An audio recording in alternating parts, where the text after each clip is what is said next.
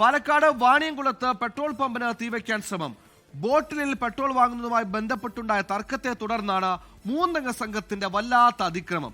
ജീവനക്കാർ ഇടപെട്ടതോടെ വൻ അപകടമാണ് ഒഴിവായത്. സംഭവത്തിൽ ഡിവൈഎസ്പിക്ക് പരാതി നൽകിയിരിക്കുകയാണ് പെട്രോൾ പമ്പ് ഉടമ.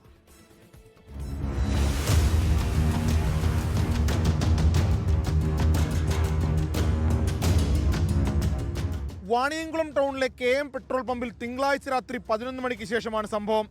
ഓട്ടോറിക്ഷയിൽ പെട്രോൾ വാങ്ങാനെത്തിയ മൂന്നംഗ സംഘം ബോട്ടിലിൽ പെട്രോൾ ആവശ്യപ്പെട്ടു. എന്നാൽ ബോട്ടിലിൽ നിന്നും കൊണ്ടുവരണമെന്നും ജീവനക്കാർ പറഞ്ഞു. ഇതോടെയാണ് അക്രമത്തിന് തുടക്കം. ഓട്ടോറിക്ഷയിലുണ്ടായിരുന്ന 2 പേർ പുറത്തിറങ്ങി പമ്പിൽ ബോട്ടിലുണ്ടോ എന്ന് പരിശോധിക്കുകയും അതിനിടയിൽ ജീവനക്കാരെ അസഭ്യം പറയുകയും വാക്കുതർക്കം ഉണ്ടാവുകയും ചെയ്തു. പിന്നീട് യുവാക്കൾ തന്നെ ഒരു ക്യാൻ നൽകി പെട്രോൾ ആവശ്യപ്പെട്ടു. എന്നാൽ പമ്പ് ജീവനക്കാരുമായി വാക്കുതർക്കം തുടർന്ന സംഘം പെട്രോൾ പമ്പ് കത്തിക്കുമെന്ന് ആക്രോശിച്ചുകൊണ്ട് പെട്രോൾ ഡ്രൈവേയിൽ ഒഴിച്ച് തീ കൊളുത്താൻ ശ്രമിക്കുകയായിരുന്നുവെന്ന് പമ്പുടമ പറയുന്നു. സംഭവത്തിന്റെ CCTV ദൃശ്യങ്ങൾ ഉൾപ്പെടെ പമ്പ് മാനേജർ ഷൊർണൂർ ഡിവൈഎസ്പിക്ക് പരാതി നൽകി. 24 പാലക്കാട്.